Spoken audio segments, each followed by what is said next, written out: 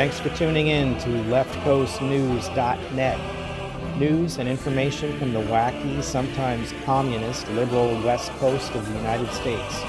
For more, visit leftcoastnews.net.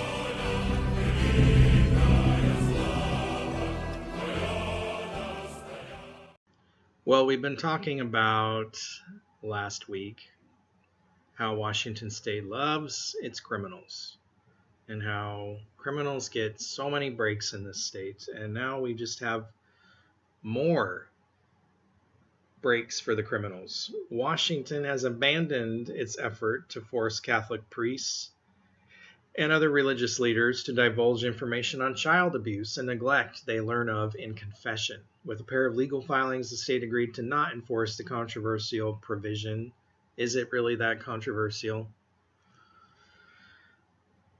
Of a new state law that adds clergy to a list of professions that must report to law enforcement when they have reasonable cause to believe that a child has suffered abuse or neglect. Stipulations filed in federal court on Friday will largely preserve the law while casting aside the controversial component related to confessions. Catholic bishops and Orthodox churches sued over that element, arguing it was unconstitutional. The agreements the state reached in those cases reflect a preliminary injunction issued by a federal judge that has prevented the state and counties from enforcing the confessional reporting provision since the law took effect July 27th. Lawmakers approved the law during this year's legislative session. Governor Bob Ferguson signed it in May.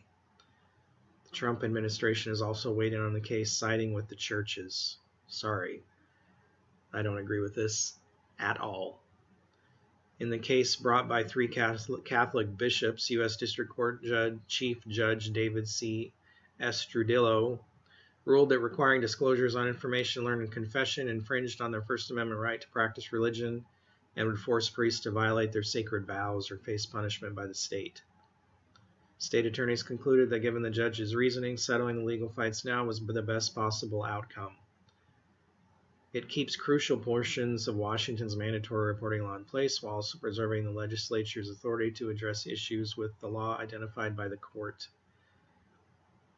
Catholic leaders and their lawyers celebrated the legal victory. Preventing abuse and upholding the sacred seal of confession are not mutually exclusive. We can and must do both, said Jean Hill, executive director of the Washington State Catholic Conference. That's why the church supported the law's goal from the beginning and only asked for a narrow exemption to protect the sacrament, she said.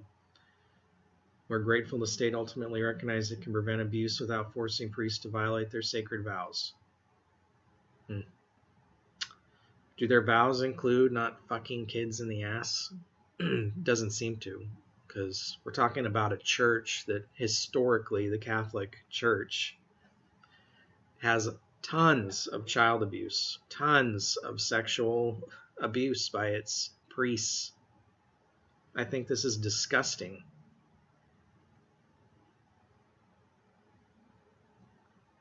It's just disgusting.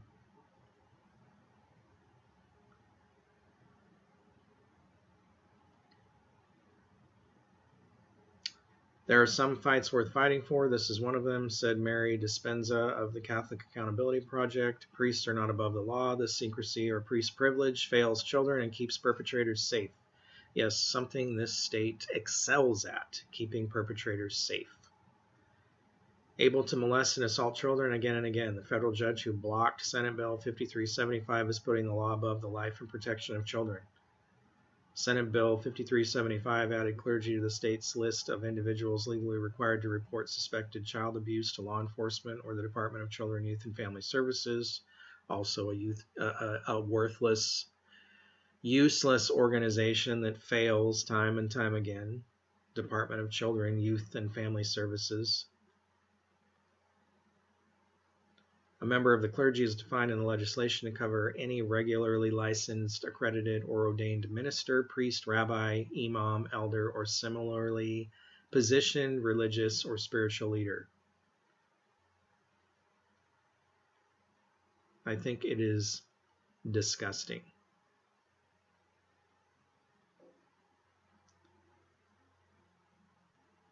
At what point do we decide that criminals don't have all the rights in this state? At what point? Well, some Democrats seem to see the error of their ways. A Washington State Democrat lawmaker is expressing regret and guilt over legislation she supported that she believes has contributed to an explosion in juvenile crime and lives lost. Representative Lauren Davis from Shoreline, Democrat, penned an op-ed in the Seattle Times last weekend detailing 8 different policies that have contributed to the juvenile crime wave. Davis spoke with the Center Square on Monday, sharing that during her first years in the legislature, she voted on bills she didn't fully understand and was afraid to speak up.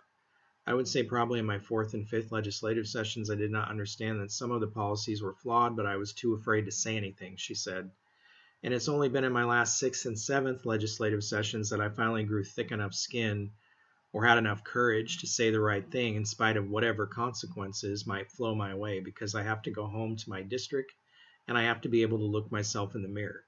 Davis, who represents parts of North Seattle, Shoreline, and Linwood, said she has spent a great deal of time educating herself about the impact of several public safety bills passed by the majority party. I have sat with weeping mothers, constituents of mine whose children were slain by fellow teenagers, she wrote in the op-ed. Juvenile arrests in Linwood, a city in my legislative district, have nearly tripled from 130 in 2022 to 355 in 2024. During these heartbreaking meetings, I find myself racked with guilt. I am culpable.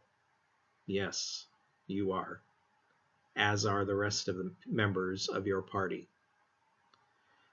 I found out that it was actually the state's own policy that prevented schools from serving in the interceding and referral role in the way that they used to, she said. So I guess what I'm trying to say is that it was dawning on me that these are all related, and it was a revelation for me. Davis said she's well aware that speaking out may not be received well by some. I think it's important that as a policymaker, I'm honest with the public and that I'm honest with my constituents, as they deserve to know, Davis said. I didn't run for office to get reelected. I ran for office to do the right thing and to try to make a difference as long as I'm in this seat. I did not use to speak out. I was not a person who demonstrated political courage. I was fearful of ramifications for my own political party, fearful that something wouldn't land well with voters. You can run afoul of certain interest groups and they will come after you. Yes. Democrats have a decisive majority in both chambers of the legislature. The Center Square reached out to House Speaker Lori Jenkins, Democrat Tacoma, for comment on Davis's pointed criticisms. We're going to have lots and lots of bills coming forward and ideas coming forward, and I'll be interested to see what Representative Davis's are, Jenkins said. The Speaker did not directly respond to Davis' suggestion that Democrat policies have created the public safety crisis facing the state, particularly the spike in juvenile crime.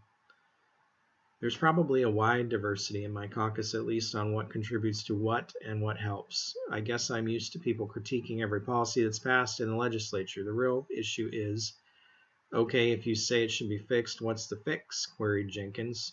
The fix is to enforce the law. The fix is for there to be consequences, punishment for committing crime, which right now there is not in Washington.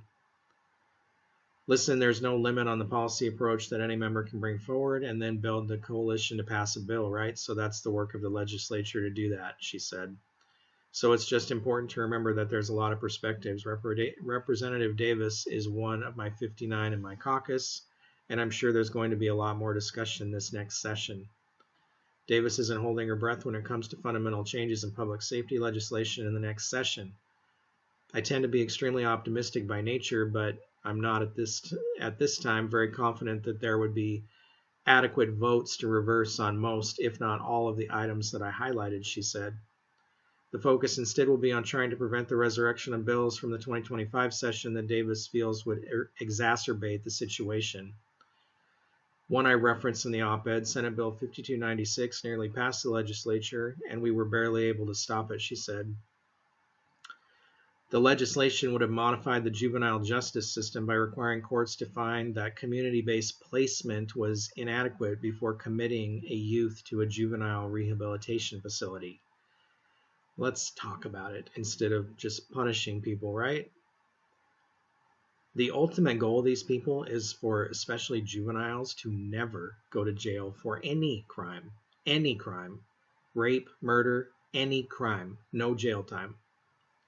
That is their goal. The bill is riddled with problems, Davis said, but at a high level, it takes young people who would go to JR, the juvenile prison system, and sends them back to the community with no wraparound supports and with no enhanced supervision. This is the same community where they've been committing acts of violence. This wasn't the only bill to earn her ire. Another bill that is particularly egregious is Senate Bill 5266, Davis said. That bill would allow a juvenile to murder up to 3 people and get out in 6 years. That was an actual bill that passed multiple committees, and what it would do is incentivize adults 18 and up to engage young people to commit homicide because they can get out in 6 years. So to be clear, the current minimum is 20 years, and this would reduce it to 6. She reiterated that despite some calling on her to resign since the op-ed, she remains energized. Why are people okay with not giving criminals jail time? Have you never been a victim of anything? Are you this naive that you think that community-based resources are somehow better than just good old-fashioned jail time? Jail is a deterrent. You'll never know how many people didn't commit a crime because they thought they might go to jail, because they didn't want to sit in a cell for years. You'll never know. But we are seeing that knowing that you're not going to go to jail has had a huge increase in crime. Knowing that you're not going to be sentenced to anything serious in this state, crime is up. No matter what they tell you, crime is up. I see it every day. When is enough enough? You're getting hammered with taxes everywhere.